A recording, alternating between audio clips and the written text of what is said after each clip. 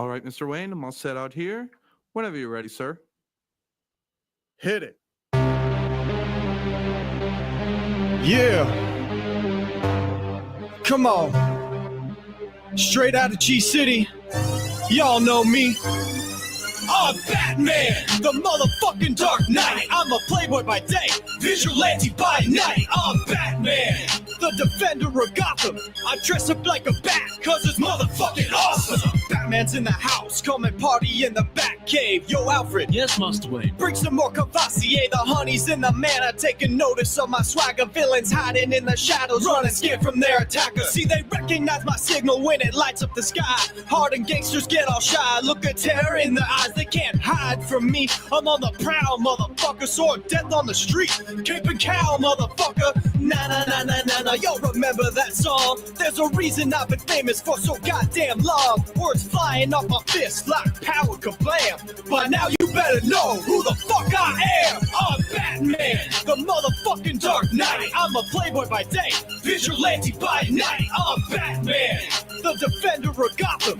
I dress up like a bat, cause it's motherfucking awesome. Put my seed in poison ivy, man, that bitch made me itch. I never should've put my fucking dick in that snitch. And Catwoman, yeah, I made that pussy purr. That skank could barely grow when I got done with her. Yo, Superman high like a bird in a plane. Take a look through the wall, watch me fuck Lois Lane. She's screaming out my name like, oh, Bruce Wayne. Spider-Man, keep your eye on Mary Jane. I'm Batman, the motherfucking Dark Knight. I'm a playboy by day, vigilante by night. I'm Batman, the defender of Gotham. I dress up like a bat, cause it's motherfucking awesome. Get out of here, Bats. It's my turn in the spotlight. Don't you know I'm the real star of the Dark Knight? Back off, motherfucker. I'm clinically insane. Like magic tricks? We'll shove a pencil through your brain. Hey, batty boy, you think you played me for a fool? Well, next time you should keep a better hold of your jewels. What's up, bro? I haven't seen you since Batman and Robin. Better watch yourself in this one or you'll back will be Robin. What? Is there something on my face? I'm Batman, the motherfucking Dark Knight. I'm a playboy by day, vigilante by night. I'm Batman, the defender of Gotham. I dress up like a bat, cause it's motherfucking awesome. I'm Batman, the motherfucking Dark Knight. I'm a playboy by day, vigilante by night. I'm Batman, the defender of Gotham. I dress up like a bat, cause it's motherfucking awesome. Principal banner, landmark, awesome sauce radio, time traveling, magic mushroom, comic book adventure.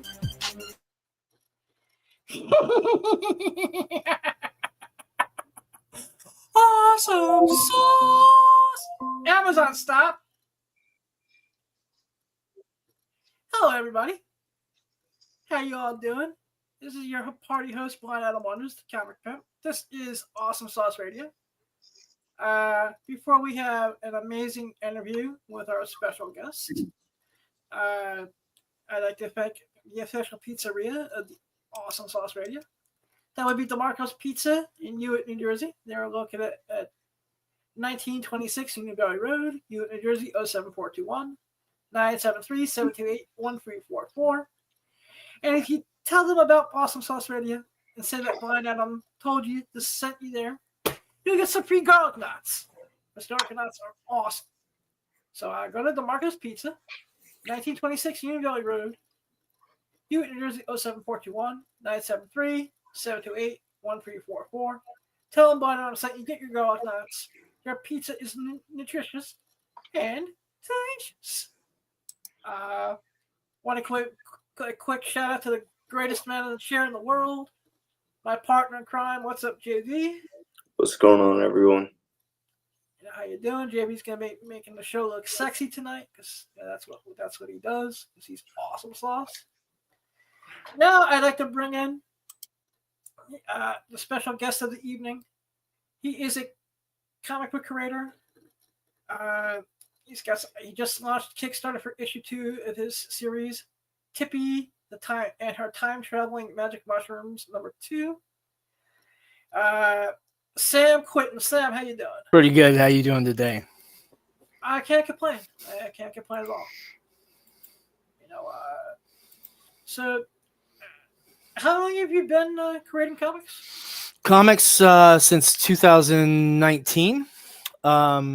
We founded Snopa in 2017, started making tabletop role-playing game books and source books and such, which we are getting back to now.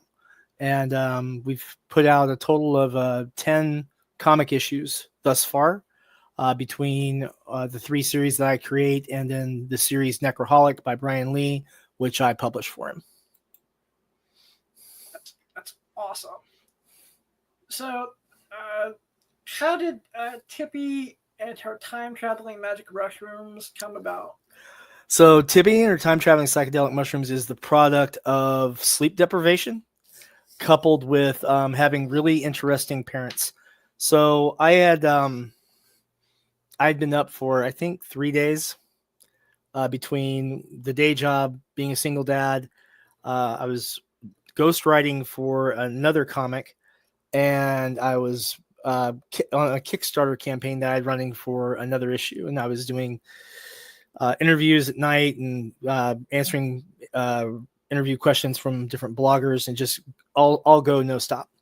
So my daughter went to her mom's for the weekend, and I'd been literally been up since Thursday, and it's Saturday, no, I've been up since Wednesday, and it was Friday. And so I made some dinner. I was going to sit down and I was going to get back to work because I had a few other things I needed to do. I sat down and I set my plate down and I fell asleep sitting in the chair. A few minutes later, I jerked awake and I just, out of nowhere, I said, time traveling mushrooms. And I said, okay, I need to write that down or I'm going to forget it. And I wrote it down and then I fell right back asleep. So a few hours later, my dad called because my dad and I have a really great relationship. I usually talk to him every day. I'm really fortunate to still have him around. And my dad called because I hadn't called him that day, and he wanted to check on me because he knew I'd been burning the candle at both ends. And I said, Dad, I had this weird dream, and I woke up out of it, and I wrote this thing down, and I just wrote down time traveling mushrooms. He's like, have you been using any mushrooms? I'm like, no, I mean, I work for the courts during the day. I can't get away with that. So he's like, well, if you have any questions, let me know. And so I sat down and I said, I could make a comic out of this. He's like, how the fuck are you going to make a comic? Pardon my language. No, actually, that's you what can use any language. But that's what he said. I don't know if you were able to tell by the Batman thing I opened up with, but you can use any language you want on here. But that's the real deal about what my father was responding to. I said, well, I can make a story about a woman who grows her own strain of psychedelic mushrooms, and the first time she uses it, it sends her on a time travel adventure. He's like, I would actually read that. I'm like, all right, I'll write it. So after I got done with the stuff I had to do, I went to bed and I slept for like 14 hours because I've been up for 3 days. But I got up and I still had those notes, that little thing I jotted down on paper, and a couple of notes I'd scribbled after I talked to my dad.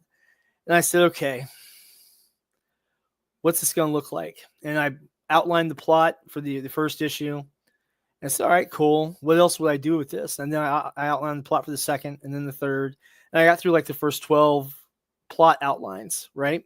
I said, well, we'll do this one for the first one, see if people like it. What we'll do, instead of making like a series of it, every issue will be its own self-contained adventure. So every book is its own trip, right? And that's how Tibby, the foundation for Tibby and her time-traveling psychedelic mushrooms was founded. And so I reached out to Damian Torres, who had been doing some work for me for a couple of years at this point. And he was still one of the newer guys, but he has a style I thought would do pretty well. So I hired him to do the character design elements for this character, because I wanted to see what it would look like and see if we could get something in line with what I wanted to do. And so we did that. And then I commissioned the cover I wanted, which is this one that I have hanging on my wall. And we took it to Kickstarter with a pretty high goal of a little over $8,000.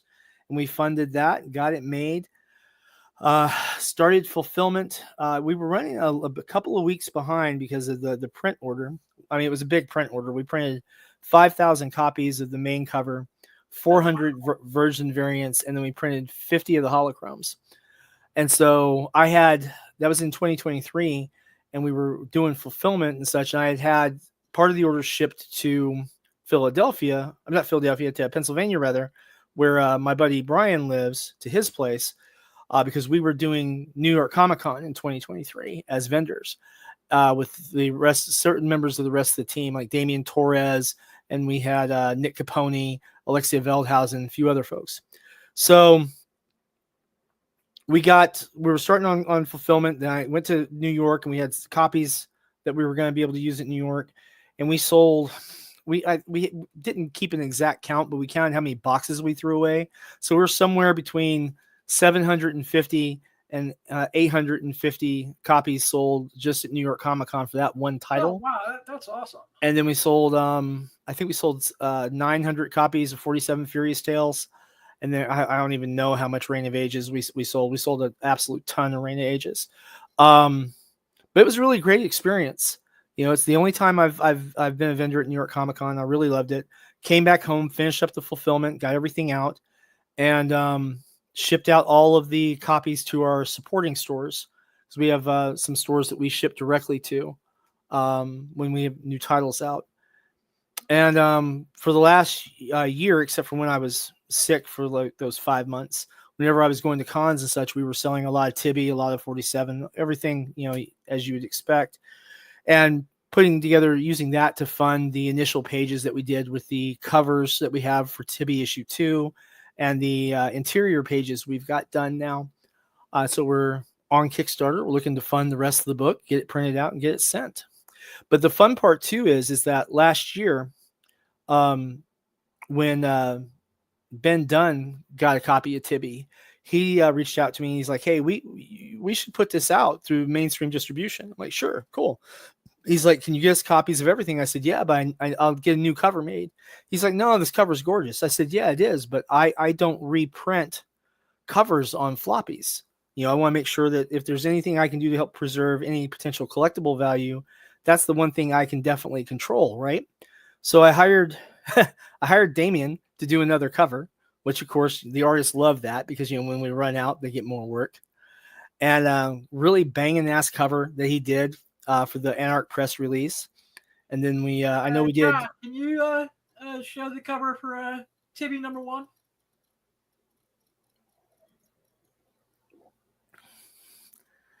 And we got the from that one, that was through Diamond Distribution. So that would, you know, now that everything's going on, you can tell we kind of had a close call with that. But yeah, any updates on what's going on with Antarctic Press as a whole? Yeah, Anarch Press is doing fine. Let me tell you guys a little something about AP. Okay, Diamond owing them money. It's in the public eye. It's seen on the bankruptcy filing. Antarctic Press, these guys still made sure to pay their creators whose creator-owned books they were releasing. So I got paid like nothing was happening at all with Diamond. They made sure I got paid. Some of the guys that had other books out, they made sure they got paid. Every creator that was being released through Anarch Press, October, November, December, and into January, all of them that I've spoken with, every single one of them got their money. Because awesome. Joe Ming and Ben Dunn do not play with people's money. You know, if they say they're gonna do it, they're gonna get you paid. By God, they do it. I'm a real big fan of people who back up their words with actions, and Ben Dunn and Joe Ming Dunn, they definitely walk the walk. They aren't just talking the talk. Yeah, actually, because I haven't had any personal interaction with Ben, but I've heard him interviewed on Brian McClay's Beyond Wednesday's show with you 2 or 3 times. Yeah. Or he popped in on one of Brian's other shows. And sounds like a real stand-up dude. He is. He's been nothing but gracious to me. Yeah, plus, I've heard our mutual buddy Larry over at Naomi Comics. Said nothing but good things about him as well. And a couple other people in the indie comic community that I'm friends with have nothing but awesome things to say about Ben. So it's really easy to say good things about Ben because he doesn't do shitty things to people. You know, he's just a genuinely good guy. So I mean, it's been really cool to get to know him over the last couple of years. Really, really happy about that. He's very, very inspiring. That's awesome. So going back to the Kickstarter for issue 2, what like do you have any cool tiers? Yeah, we've got some really neat ones actually. So I sent you a link to the secret tier access, right? And the secret tier access is this new feature that Kickstarter put out, I think last week or the week before, and it lets you build tiers that you can throw like extra stuff in, and then send the link so that just the people you want to have access to have that. And I've been doing Kickstarter for 8 years. I've fulfilled every campaign that we've funded, and I've had tremendous support from hundreds and hundreds of people who have popped in to pledge their support to the campaigns, who have welcomed me on their show like you are now, who have written articles on different blogs and different online news venues, and been really just lifted up a lot by the community. So I wanted to make sure that I could do something that kind of, let people know that I recognize that. So I built these secret tiers with discounts on them. So they're a lot lower than what you normally see on like crowdfunding platforms. And there's been a lot of discussion, and it's coming back again this year about are crowdfunding comics too expensive? And the big point is that you have to pay your talent. But if you, this is going to be my question to you. That is, hey, to everyone, I want everyone who watches this on the rewind to think about this. You want your crowdfunded comics to have top-notch talent. Yeah. That doesn't come. And this is normally where my one smart-ass comment in the comments of all my Clay shows happens. What the comic book industry and OnlyFans have in common? They're full of assholes. If you don't pay your talent, the amount of content, the level of content of quality you get put out is how you treat your talent. So you take good care of them, and you'll get something great. To put this into perspective, right? This book is 28 pages. That includes the 4. And this is specifically for the crowdfunding edition, because what we did is we have 4 not safe for work art splash pages in these pinup pages inside the book that are actually only going to be present in these crowdfunding editions. They won't be released to the mass market with those 4 in them.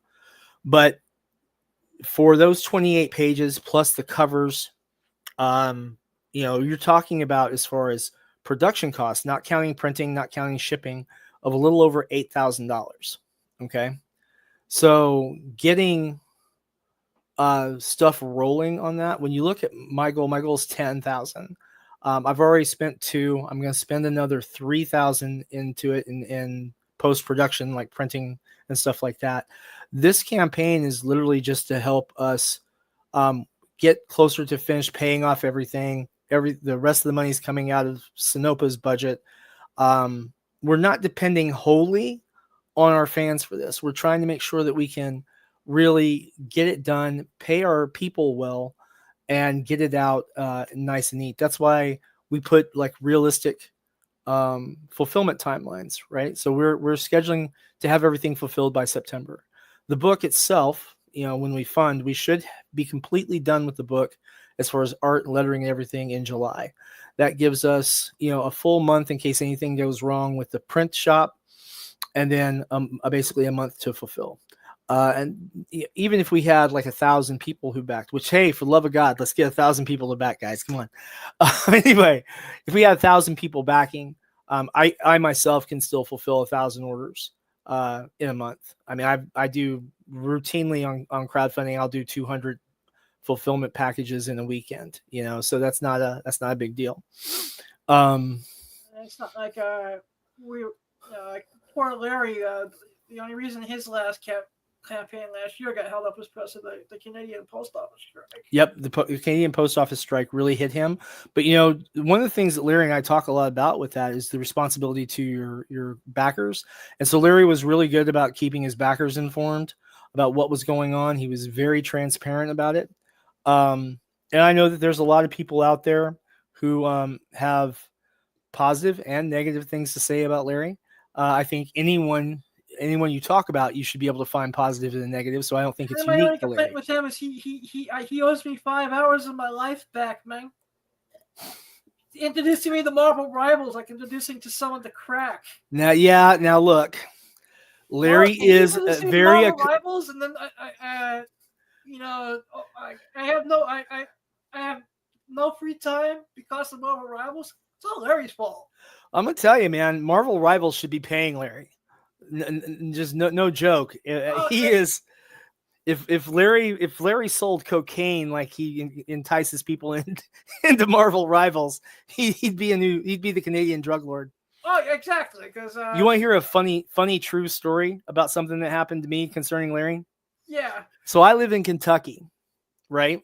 Mm-hmm. We've got several different comic creators who actually live in Kentucky in different parts. I'm in the capital, one of the smallest towns in the state. I was at a Kroger grocery store, and this young woman and her boyfriend looked at me and they're like, "Hey, we saw you on YouTube." I'm like, "Oh, was I doing something wrong or what?" I'm like, "No, you're the guy that makes the comics and the role playing games. You were on with the scary dude and then that angry Canadian." I was like, so they just knew Larry as the angry Canadian, and I was like, "I'm gonna tell him that," and yeah. It was hilarious, man. Next time I'm in one of his chats, I'm putting that in there. Say, hey, he's the angry Canadian, man. It was trippy, dude. It was really trippy. That just made my entire night. Yeah.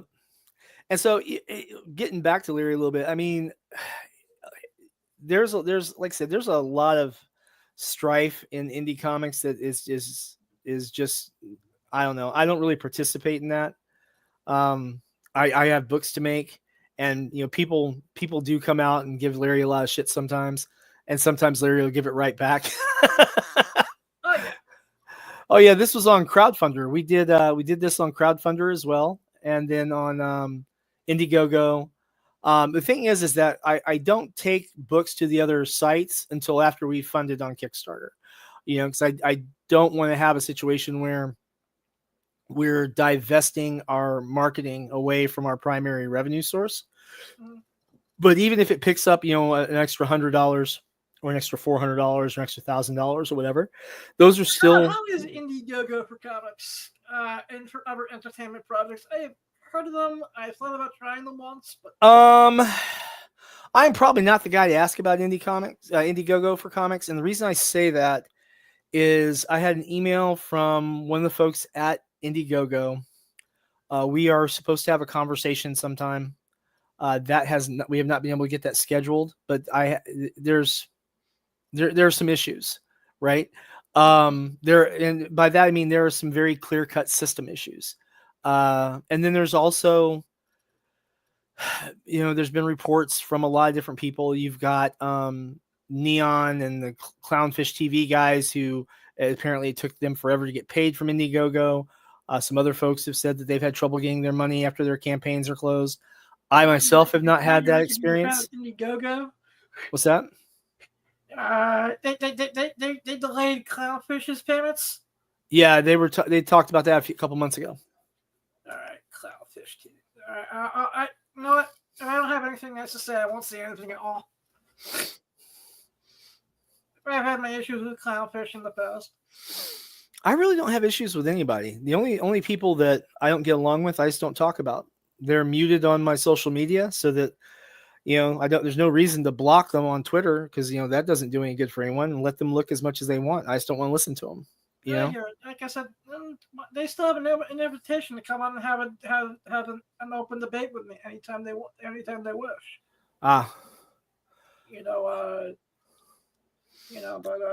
So I don't really debate with anyone. I'll field questions and try and give genuine, sincere answers and anything, and then hopefully I can help people as much as I can. No, I hear that. I think in today's comic book market, we all need to help each other out as much as possible, especially try to keep this industry going. Yeah, and that's a tall order right now, given everything that's going on. As you've seen in a lot of the media reportings concerning comic book industry, there's been a lot of small press publishers who have laid people off, let people go. There are a lot of people looking for work.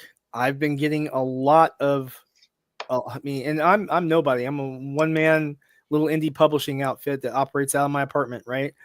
But I still have gotten, communication from people who are like, hey, do you have any work? Because I'm not getting paid when I work for so-and-so. I was supposed to get paid 2 months ago and I don't know when I'm going to get my money, or if I'm going to get my money, I need something now. I'm about to lose my apartment. And, though I'm hearing more and more of that in my inbox, every week. It's really sad. It is. How much do you think the whole Diamond going Chapter 11 had to play into that? Well, the Chapter 11 is kind of a byproduct of the fact that so many accounts were were in arrears. You see what I'm saying? So I mean, if they were still operational without filing for bankruptcy somehow, I mean, this is a wild hypothetical, but the key point is when you owe a small press publisher $30,000, $60,000, $150,000. These small outfits, they're not like construction companies that can put a maintenance lien on your property or anything. They're reliant upon that transactional intercourse, right? Yeah. And so the thing about that is, even if Diamond hadn't filed bankruptcy, if they had just kept on and just kept going and not paying people, the net effect would have been the same. People not getting paid, the companies being owed money, artists, writers, letterers being owed money. And see, that's where the big pain is being felt, or on those people who were working so hard to get those products done, who spent hours and hours and weeks and months of their lives to produce this entertainment and then weren't compensated for it, right? Yes. And then the small press guys, the smaller ones, the guys who were putting books out, who weren't making a lot of money anyway, and the money that they were owed wasn't paid. I mean, we've seen the impacts on that with a couple of small press publishing outfits closing right out. And that's a really, really scary thing. Now, for me, the only book I've had that's gone out through the direct market was Tibby issue 1. But I still ship directly to, I think it's 31 stores on the list right now. And they pay me, I ship it. It's not, we don't hold accounts open. We don't do anything on any type of provisional basis where they hold the books and sell them and then pay us later. They pay me, I ship it, they make their money, and we make sure they have plenty of profit margin on it. So yeah, you're like one of the first real indie books that I discovered through McClay. I heard the title, I got fascinated, and I just started Googling it, and I'm like, all right, this is awesome, and just fell in love with it. I'm glad people like our stuff. It's really fun, but also kind of scary to admit that, I've been a writer for a very long time. It's a big passion of mine, but writing comics is a very new format. So I have the good fortune of working with some real professionals. Alexia Veldhausen, in addition to an artist, also works as an editor for me for comics. I've learned a lot about sequential storytelling for some of her fine points on our editorial conversations. And then I've been, privileged to speak to other people who were really cool and share some information with me. Ben Dunn is another good example. Of course, Larry has a lot of information. You just got to, ask the right questions, and you can get some fantastic information from him. But also Johnny Reed and Max DeVille, those two as a team are absolutely incredible storytellers. Madeline Holly Rossing, who puts out Boston Metaphysical Society, absolutely genius comic book writer. Mike Shea, same, absolutely incredible. Brian Hawkins, who did the comic Cornrows, man's probably one of the best comic book writers that no one's heard of. He's just absolutely brilliant. And being able to, I almost forgot, Tyler Carpenter. People love Tyler, or they hate Tyler, or they haven't heard of Tyler. It's one of the three. But Tyler is, a really great storyteller, and his art continues to improve. I like his stories. I enjoy backing his campaigns. He's all right. even though he doesn't know his right from his left at comic book conventions, but that's fine. Well, that's not his primary operations. That's Though. true. No, I used guiding me on which way to walking with a can. He walked me into a wall. Yeah, so we have Tony Fix in the chat with a question. Yeah, what's up, Tony? What books did you put out? Sure. So, Tony, I put out 47 Furious Tales, which is the story of the 47 Ronin from Japan's history, told through anthropomorphic animals, so samurai, squirrels, foxes, monkeys, and rabbits. I write and co-create Reign of Ages with Nick Capone, and that's our black and white dark fantasy story about Reign Yamathir, who is the last surviving member of an ancient order of elven mystic warriors, as she wakes up from a prolonged curse, I guess is a good way to put it without spoiling anything, that puts her in a far future from where she was first halted, I guess is a good way to put it. And she's now adventuring with her newfound friends in this wild land that was once, home to her, the elven nation that she was sworn to protect. And so we have that based in the realm of the Tarot Adventures, which is where our D&D adventure series, the Tarot Adventures, is hosted. And then, of course, I write and own and create Tibby and Her Time Traveling Psychedelic Mushrooms. And then I've got 2 other comic titles coming next year. And I have a whole host of TTRPG credits. You can actually find all of the work that we've released on Drive-Thru Comics and Drive-Thru RPG. Just look for Sinopa Publishing. All of the products are available on digital download, and all of the tabletop role-playing stuff is also available on print on demand. That's awesome. Is there any difference for you, say, writing something for RPG versus writing for comics? Yeah. With comic writing, I like to show more than I do to talk. So you see that a lot in 47 Furious Tales, and you saw it a lot in Tibby issue 1.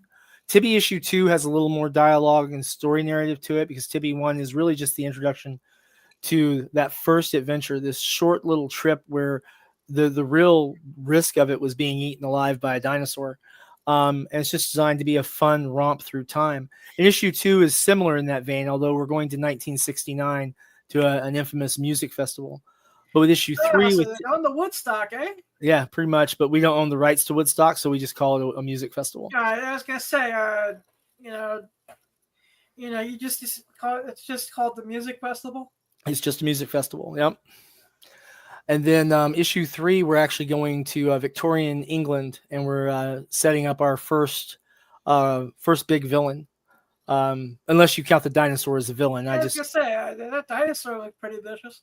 Yeah, but she did get away from him. That is true. Amazon stuff. So what goes into finding a good collaborative relationship between a writer and artist, say on something like Tibby? Well, I had it easy. So when I first started, I started with reaching out to James and Brian Lee, who are old friends of mine, both of whom are artists professionally. James is actually now an art instructor in New York, and Brian is a comic artist, a creator, and graphic designer in Pennsylvania. They introduced me to really the core folks who really kept Sinopa producing stuff through the first half of like the entire pandemic, all the way from 2017 into 2021 or so.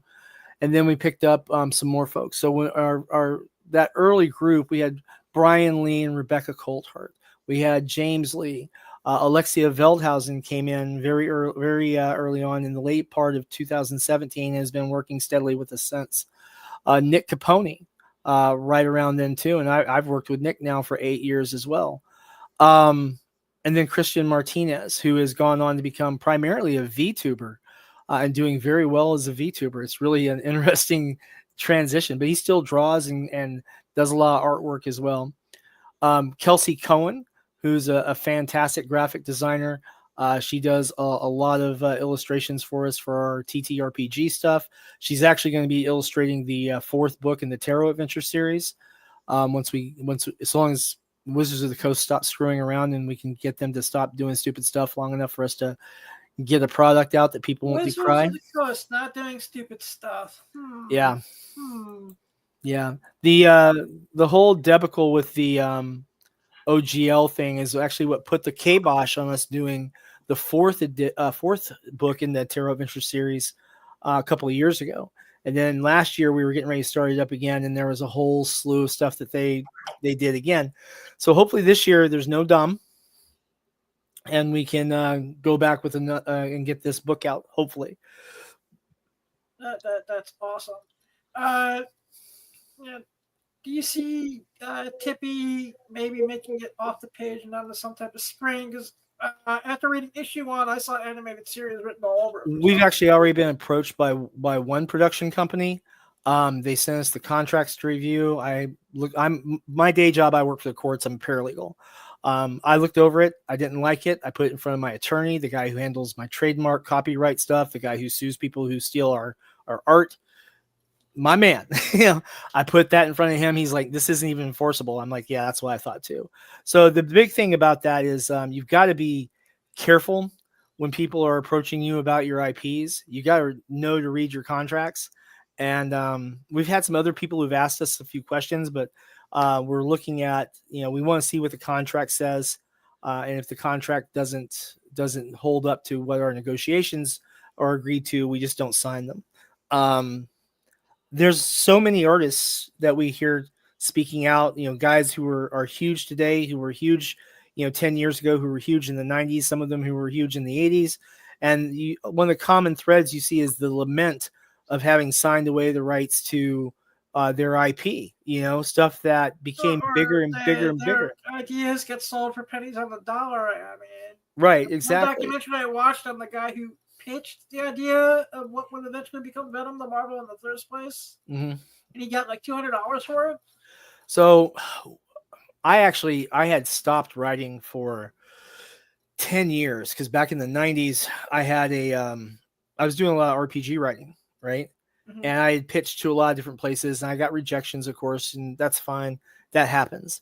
But I pitched to this one company and they are still in operation, so I'm not gonna get into that fight again, but they know what they did and fuck them. Pardon me. I'll not do that. But anyway, I got a rejection letter from them. And 3 months later at my local game shop, there was this book with their from their company with a different author's name on it. And it was my exact manuscript, including all the typos in the exact same spot. They were so lazy. They didn't even spell check it. They just said fuck it and they even fixed the typos. Didn't even fix the typos, put someone else's name on it, and flat out just stole from me. And so I sent them a nasty letter. I got a cease and desist letter. I called them and told them to go F themselves.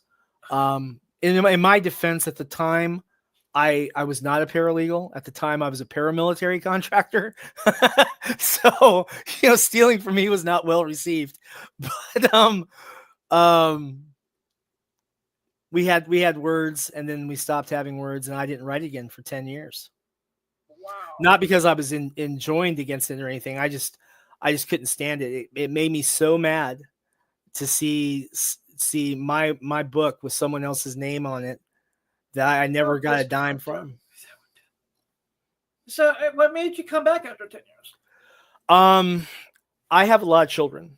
And in 2017, my youngest child was about 2 years old. She wasn't 2 yet at the time. And she had gotten up in the middle of the night, and I was having a lot of insomnia. My wife, my youngest child's mom, now my ex-wife, was asleep. I was taking care of my little girl, and I was sitting there, and I was playing a video game with some buddies while I was rocking her, right? Just mouse and keyboard kind of thing while I'm sitting here holding her with a bottle and just getting around. And I was thinking about how money was tight, money was always tight, money had never really been important to me.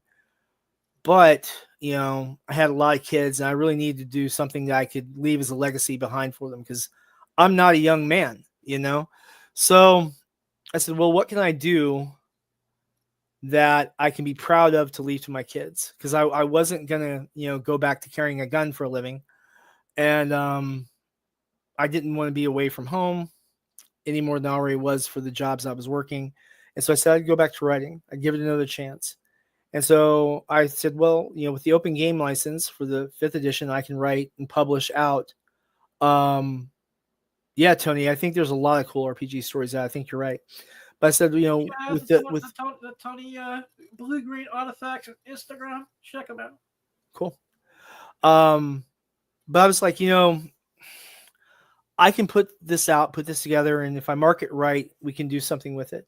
And I had actually never heard of Kickstarter at the time. And so I was talking to Brian and James, and they said, well, what you could do is you could Kickstart it, raise the money from that, and then get some books out. And Brian had just graduated from the Kubert School. And so a lot of the guys that they introduced me to subsequent to that were all Kubert School graduates. These are professionally trained, highly skilled students. Some of these guys had graduated a few years before and still remember Joe Kubert being there, and Andy and all of them. During that time period, around the transition period, God rest Joe's soul. Yeah. And so not all of them, but a lot of them, right? And so we started with a flawed business premise. And I've talked about this on a lot of other places too, where we set up everyone with just a generous royalty package on the sales of the items. But even though those sales continue and those guys are still making money on it, it took 2.5, 3 years sometimes for them to make the same amount of money that they would make just doing a flat rate. And when you've got bills to pay, you can't wait on 2 or 3 years. So I took all of the books that I had left over from Kickstarter, all of the ones after we had distributed, comp copies as part of the compensation to everyone, and just sold the ever living hell out of them. Stocked up some money and started paying on a per page per project basis. And so we got that done, and doing that, as we continue to do RPGs, continue to make sure we fulfilled, paying attention to quality and everything. A lot of work, no real profit yet, because everything kept going right back into the next project. But it grew our fan base. And so when we started doing comics as well, we saw pretty much the same thing. We would go and do, a few pages that would be paid for from the sales revenue, get as much done as we could get done, line up everything else to handle production as best we could, figure out what we needed to raise from the crowdfunding community, get that money raised. Sometimes it would fail and we'd have to relaunch later, but get that done so that we could get our people paid, make sure they're taken care of, so that the company that I'm building to leave to my kids has an ethical backbone. So it has something that I can leave to them that they can be proud of. Awesome sauce. And so we work to grow the catalog, and we look to grow a lot of different things that we can put in different markets so that we can entertain people of different interests. And I have a lot of different things I like, so I get to write a lot of different stuff as it strikes my fancy. I've got way more stuff in my to-do pile than I have in my done pile, but I'm working on it. You hear that? I was just going through a bunch of short movie scenes that I wrote, and it's like, all right, hopefully after the cataract surgery, I can get back to, going around to my little crew with some of the best seeing eye assistant directors that I deal with, and make some cool stuff. Oh, cool. And like I said, I do have a more autobiographical comic, but I just, once I have someone edit make it not look like a dyslexic blind person wrote it, then I'll start working to try to find bars. Editors are important. Don't let anyone tell you they're not, because they are. One of the things about being a writer is you've got to learn that you're not perfect. I know that very well, and I always look forward to, whether it's Alexia editing a comic, or Pat editing one of my role-playing game books, or one of my other literary works I'm working on. I'm working on a Japanese-style light novel at the moment as well. So that's awesome. there's a lot in the to-do pile. Let's just put it that way. But the being able to accept that criticism and that constructive criticism, having people who know what they're doing is fantastic. Now, I will tell you also that I get a lot of recommendations from people, many of whom have never made a comic, and they say, well, you can get people to do art for you cheaper if you hire them from the Philippines or whatever. The only problem with that is that's really kind of exploitive if you think about it. Oh, yeah. So the people that we have 2 people, well, actually 3 now that Alexia has moved back to back to Europe. We have 3 people who work overseas. Well, I actually know 4. I forgot about Giovanni. Anyway, they get paid U.S. rates. I mean that's just how it is. We set the budget for what we can afford, and like one of our cartographers, example, she did all of the cartography in Death Comes to Glenfollow. For the main map that she did, with 2 different versions of it, as far as like with details, it wasn't like 2 full pieces of art, but just incredibly large. It's 24 by 36 inch base image, right? She was only going to charge like $125 for US, but we had budgeted for $300 for that. That's what we had budgeted for. So we paid her $300 for it because, that's how we take care of our people. Yeah, that's awesome sauce. Now our interior comic page art, I'm gonna tell you right now, because we've told everyone, because this comes up a lot. Yeah, I heard you talk about this on the industry show when you were on there. Yeah, 3 weeks ago now, something like that. Our current budget on that's only $250, which I think is way too low. Honestly, I'd like to get to where we do like $400 a page at least. Now we don't have. I forgot to put the stretch goal thing in the Kickstarter campaign. I'll probably do that tonight or tomorrow. But our Kickstarter goals were originally going to be the NSFW pinups in there. And I said, no, we're just going to do them. We're going to get them put in there. And then the only real stretch goal we have is to get more money to pay the team with. These guys have been fantastic. Like I said, we always pay them the most money we can. But I mean, the goal here, if we can get to, I think the number is $18,000, then we can get their pay scale jumped up to a $400 total budget for the pages on the interior. And while another $150 doesn't sound like a whole lot, when you're talking about 28 pages, that adds up pretty quick and would make a huge difference for these guys. And so one thing I can tell you is that having professionals and treating them like professionals and not trying to exploit their labor, but trying to be, what I like to refer to as a responsible, businessman, I think goes a long way, because every artist I've ever worked with has always been willing to come back and work with me again. And I've only ever had to cut one artist loose. Oh, wow. So, basically, where do you see the comic book industry going, say, in the next 2 to 3 years? I think it's going to transition. I think it's going to transition a couple of times within the next 24 months. What I expect in the short term is a lot of more of your highly recognized names to move more into self-publishing, self-releases. I expect the major players in the comic book industry in the U.S. to continue to just try and farm more IP, more storylines and such, because they're basically right now, and some of their executives and editors have said this, are in the business of just trying to, farm stuff to make movies out of later. I think that after a couple of years go by and continually depressed sales, which is what I expect with the Diamond situation, at least for the next 12 months anyway, I expect that you'll see, like I said, more creators moving to direct-to-consumer models through crowdfunding, through their own storefront, what have you. I think you're going to see a lot of the smaller press companies either fold or get bought out or merge together so that they can combine assets and become more of a force when they are going to leverage things against their costs. So, for example, your overhead expenses, if you're combining 2 different companies, you can trim that down to usually, one company's worth of internal staff, maybe 10% over that, and save significant amount of money on your labor costs in house, which will let you divert a lot more assets to your production. Getting quality personnel, and I know that a lot of people who've never seen my work that see this, guys. I invite you to check out the Tibby campaign.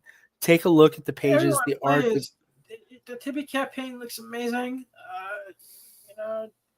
I don't support a lot of Kickstarters, but this is going to be partially that's because Kickstarter is a pain in the ass when you're using accessible technology for the digitally impaired. Yep. There's a lot of things in the crowdfunding community that weren't made for the blind. Yep. So we tried to do like an embossed cover because I have a friend of mine who unfortunately lost his sight in a automobile accident. But it was literally going to cost me $50 to get a single issue comic prototype made with an embossed cover, and I was like, if I do that, he'll probably swing and hit me with his cane, So I hold out hopes, but there's just like I said, it's a very difficult medium. Yeah, I was actually at one point looking into creating a comic book and exclusively putting it in Braille. Mm-hmm. And then I looked at the costs. It's horrible. I was like, yeah, motherfucker. It is absolutely horrible. It would people probably a one printed page. See if I remember the. I hope my Braille teacher doesn't watch my show anymore.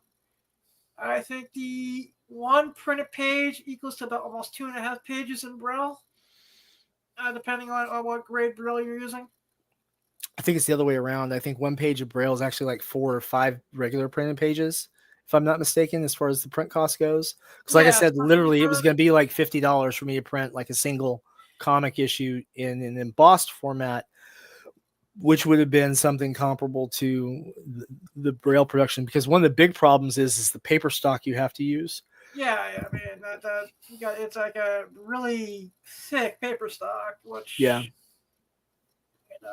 and then I was like, I started just for shits and giggles in Braille class one day. So they taught me how to use the Brailler. It's like, let me just put a page of Batman, one of my favorite Batman pages in Braille, just a script, and I think I got through like half a page. I was like, crap, I used 8 pages of Braille paper already. Son of a bitch. It goes by quick, man. Yeah. And I don't pretend to be an expert on Braille stuff. I looked at it, with the interest of getting something done for my friend. And I was just like, there's no way I can make this happen. Yeah, no. Thank God for motion comic. Because I've been fighting blindness. I have a degenerative retina condition, which I've been fighting on since the age of 12. Mm-hmm. And one of the things that helped me learn that being blind was cool was Daredevil, the Fantastic Four Galactus Saga, where it's Alicia Masters who convinces the Silver Surfer that the human race is worth saving. Anything in comic books and fiction where blindness was made to be cool. I mean, that first villain the Fantastic Four fights is the Mole Man. Yep. He's blind. He hangs out with a bunch of monsters and wants to conquer the world. And I mean, you can't. For an 11-year-old kid who's, he thinks that was told him you're not going to be able to see anymore. I was like, I saw myself grow as a 12-year-old kid being the Mole Man. I would have thought going over to being Daredevil would probably have been more fun. But yeah, I get Daredevil was like it took me a year or two to get into Daredevil. And then a friend of mine, she gave me the first appearance of the Lecter, and that just hooked me in all the way. Yep. I remember when I was really like 7 or 8 years old, I think, or 9 or something like that. And I was reading they had these collected volumes from Marvel where they had like Spider-Man, where they were tales where you had crossovers with other folks, collections of storylines and such. And this one, in one of the issues, there was the ringmaster, right?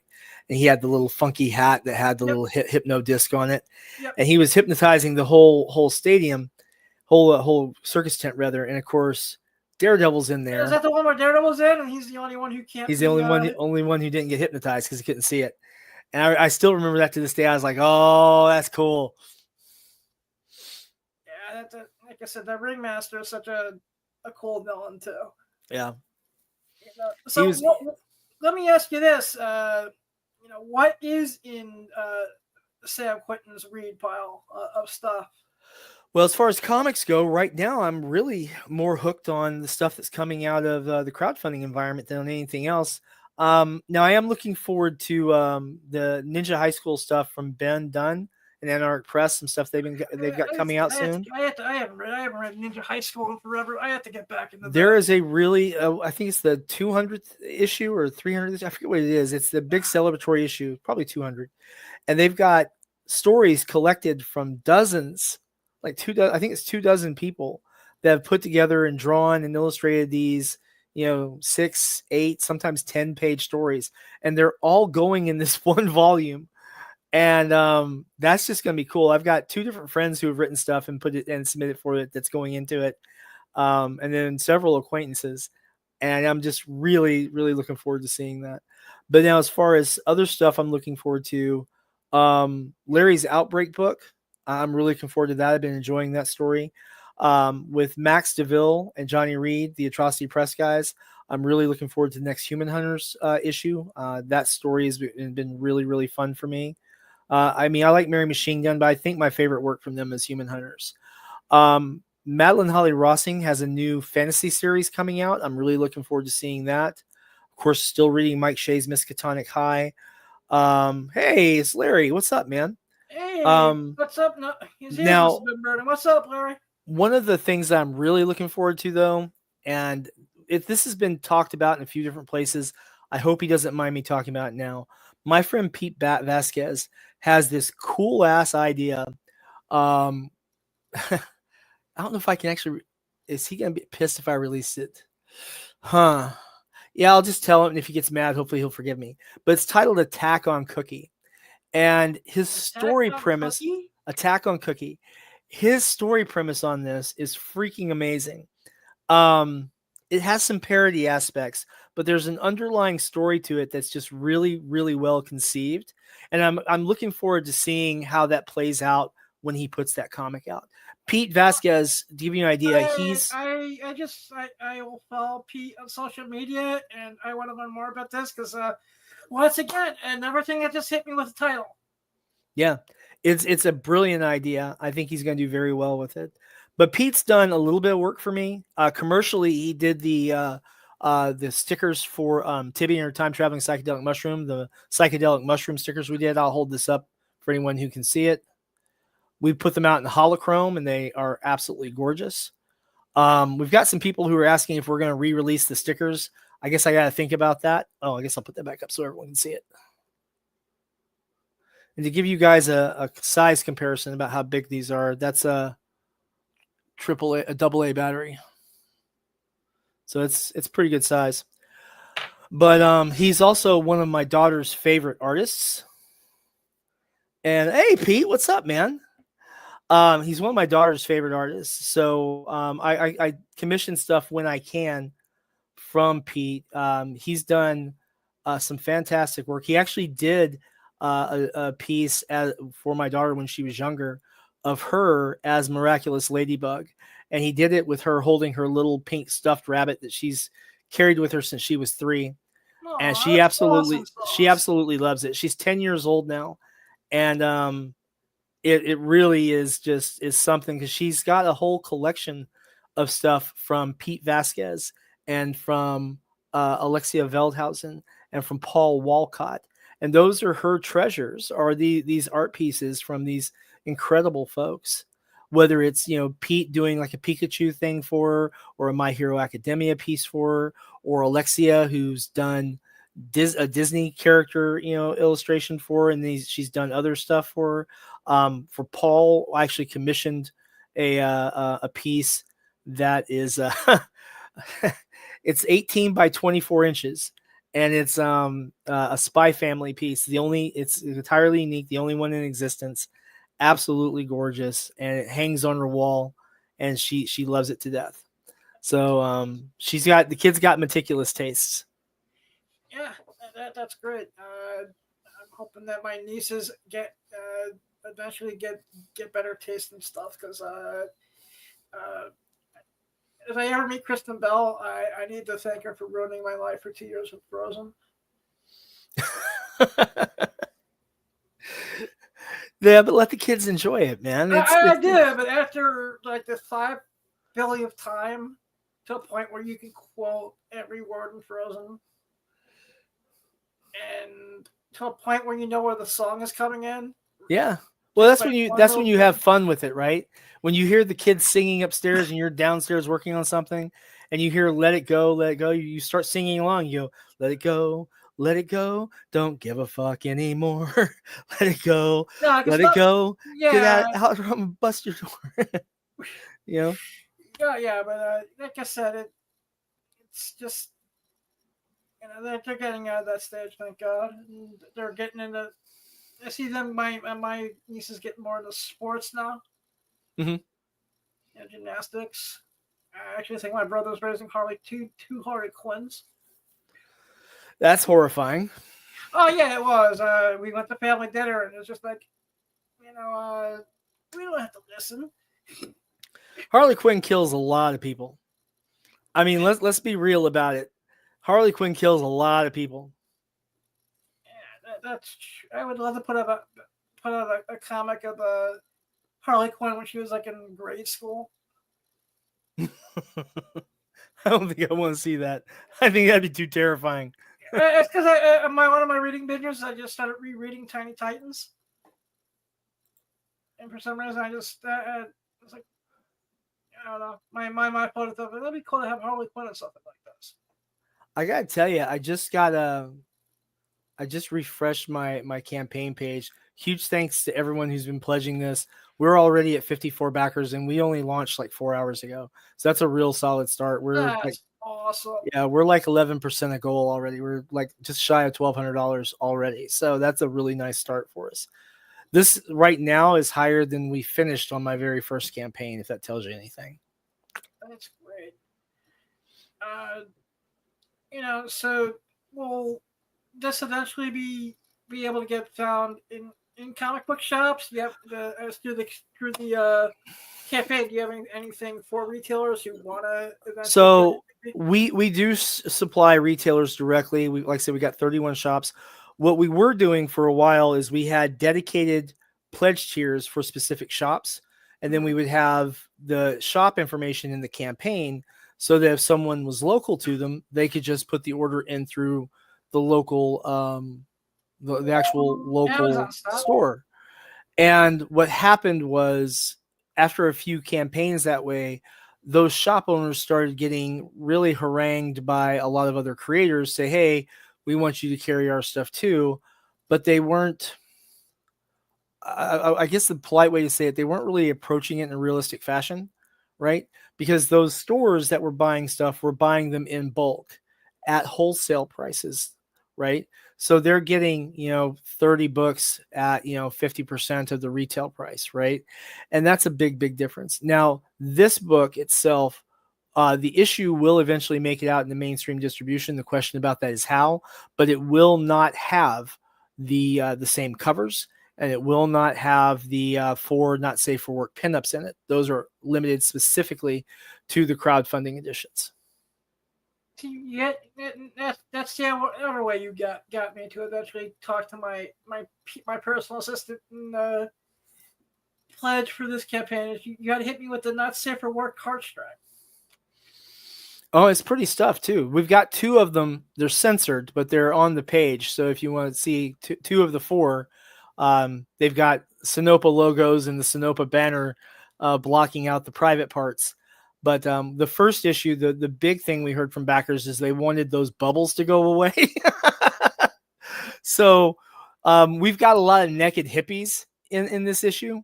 And Awesome. that, because we're basing a lot of the scenery on history. But the Tibby stuff, the 4 pinups are all Tibby, and that's what folks were really interested in getting a hold of. There's been some myself and Nick Capone and Damian Torres and Dakota Urhan. We've been talking about maybe doing a crossover with Tibby and Reign of Ages. Tibby canonically is a fan of Reign of Ages, so she has in various scenes in issue 1, you'll see posters like these on the wall behind her, and in issue 2, you'll see that she's added another poster from 47 Furious Tales, and so we're looking at maybe doing a crossover where we have some interesting effects going between full color and bleeding into black and white and then bleeding back out into color, and a few fun fourth wall breaks. Basically just a fun book to do to get some people enjoying more of what we're doing and just to play around as creators, have fun with it in a way that isn't going to screw our characters up and is going to be fun for people. Because at the end of the day, if people aren't enjoying reading your work, then what are you even doing? Yeah. Oh yeah. So you said issue 3 in it. So issue 1 was the dinosaur. Mm-hmm. Issue 2 is going to be the music festival. Yep. Issue 3 is going to be. We're going back to Victorian England, and we're going to meet our first real bad guy human. All right, and every issue is a Pacific trip. Yep, its own self-contained story. Yep. Any chance she'll go to one of the coolest time periods of all time, being the 1980s? We're actually going back to 1992 in Seattle in one of them. Yeah, nice. All right, I guess that would be a second place for me. As far as the 80s, there's a couple of places I want to go, but I don't want to overly abuse any one particular era.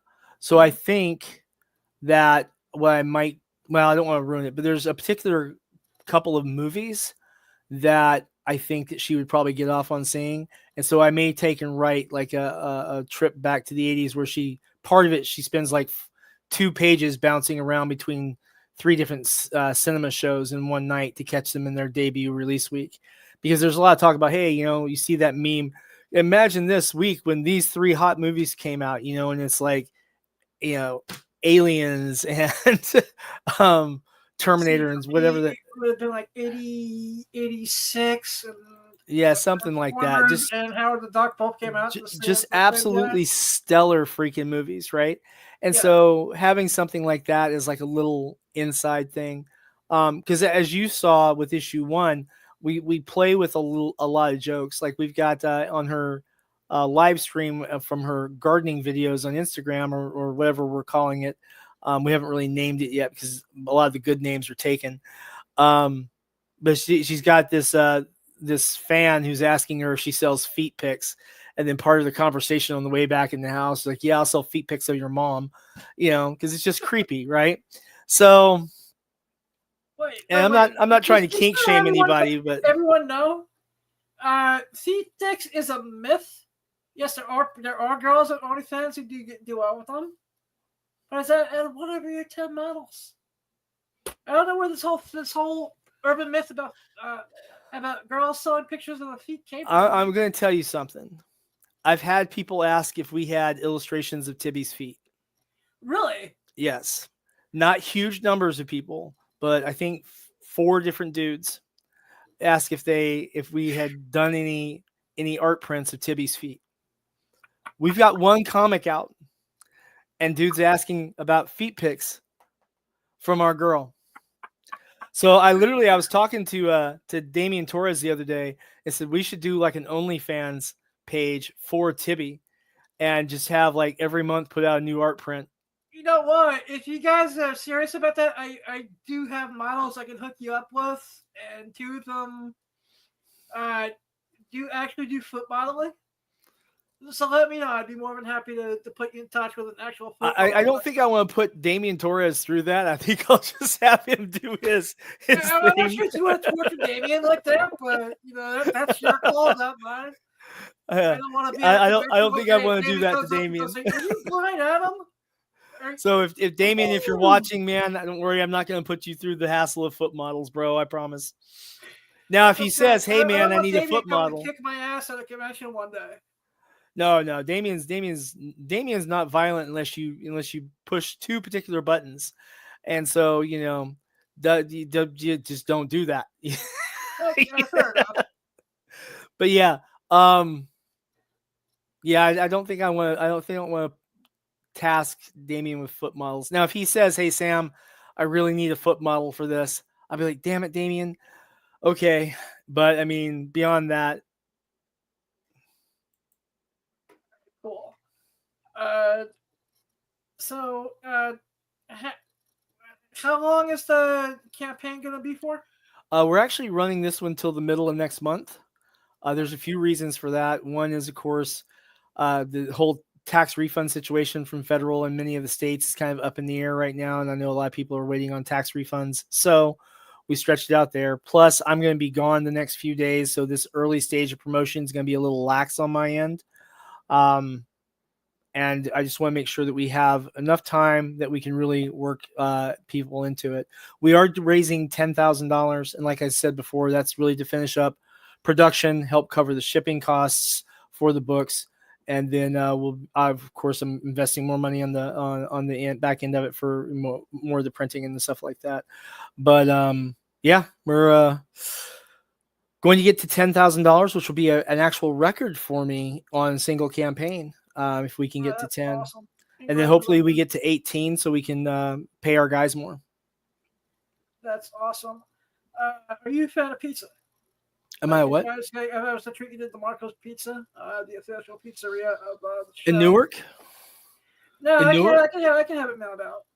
Well, see, the Kubert School's in New Jersey, and I actually worked in Newark back in the 90s for a while. I've gone back there a few times. I had a buddy of mine who used to live there until he passed away. The Marcos is not in Newark. The Marcos is actually up in Newark, New Jersey, which is closer to Oh, so I thought it was in Newark, because there's a really great pizza place that I love in Newark. Or maybe it's just called Marco's. Maybe this is called the Marcos. It's been in my hometown track ever since I can remember, and they graciously decided to sponsor the podcast. So that's cool, man. That's cool. I try to work them into a question at least once a show if I can.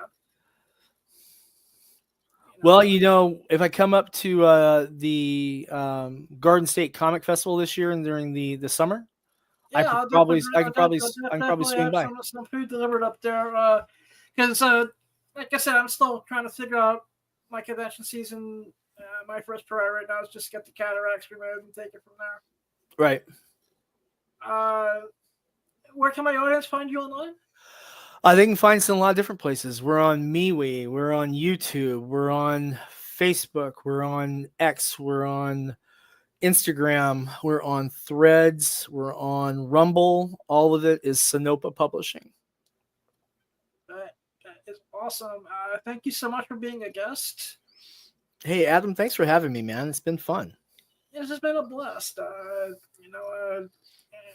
See you throughout the Beyond Wednesday's chats, and the best of luck with the campaign, and everyone please go to the campaign to support Tippy, and her time traveling mushrooms #2. And make sure you use that secret pledge tier link that we sent to Adam, because that's going to save you a lot of money. That's going to get you to the discounted tiers. And that's a big deal, guys. That's a big, big deal. Share it around with buddies who like good comics, because that's what we're making. Yeah, like I said, I will have that here put in the next episode, because I just ran out of time today. And no, it's cool. I'm going to sing happy birthday to my mother right after this. All right, we'll give her a happy birthday for us. Thanks for having me on. I'm going to head to my next stream then, and I hope that you have a wonderful evening. Guys, thanks for hanging out with us. Make sure you like and subscribe. Let's get Adam's subscriber count up. Yep. Well, everyone, first of all, I want to thank Shinoba, Sam Quayton and Shinoba Publishing. Shinoba. Yeah, it's 4 syllables. Yes, the speech therapy still works when I want to practice it. Yeah. Tester Fry, Shinoba Publishing. support them in everything they do. And I want to thank them for being guests. And maybe I'll just nicely still donate some foot models to them because it's what I do. Comic Pimp. I want to thank JV Wheels, JD. Thank you so much for all you do for me. Not a problem, sir. Everyone, please follow JV Wheels. I am JV Wheels. I will ask you one question before we leave. Did you catch what I thought was match of the year on Monday night? I did not. It was one of the best steel cage matches in a while. I was away from wrestling, but I did catch Daredevil. What did you think of Daredevil without spoil? I want to give people at least another day before I spoil that. I thought it was insanely awesome. Yeah, so we're not going to have a guest next week, so we're going to be breaking all 4 episodes down. By then, I watched it twice already. And, I just want to say, I think the other reason they did what they did is because, the untimely passing of the actor, too. They knew that he was sick during the production. Of course, yeah. But it's the best thing Marvel's put out in years. Yeah, it's been phenomenal. Yes. I also want to say, real quick, that everyone who thinks that they're a movie critic and player hater on Captain America: Brave New World, fuck you all. It was just it wasn't the best movie I saw, but I saw it with my friend Top Hat Tommy, and because I wanted to put a smile on his face because he just got a Kessler a couple weeks back. For physical rehabilitation after his car accident. And it wasn't that bad. It was a fun movie. I don't see why it got all the hate that it did.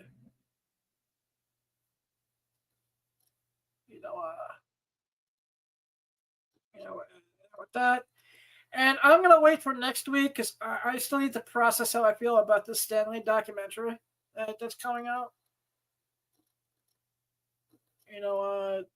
So we're gonna hold off because I may go off on the guy who made this, and I may need to watch some CM Punk promos to help me articulate how I feel in a way that's entertaining, and it doesn't come off as hate speech. And with that, I'm gonna tell everyone: remember, you don't need to have a vision. It's not what happens to what you do about it. Go chase your dreams. You just might catch them. If you want to follow my fat blind ass, Instagram at the real Blind Adam, mini vids Blind Adam, eBay /Blind Adam, X/Twitter at the Comic Pimp, Threads. I'm the real Blind Adam. Whatnot. I'm Comic VIP. I'm looking at changing everything just to the real Blind Adam on social media.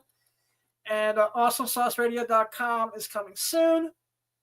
I'll let you know when I'm back on the convention circuit because I think I'm going to be set up with my good friend Calamity Collectibles at April 13th Clifton Comic Expo in New Jersey. I love you all. Blind Adam out.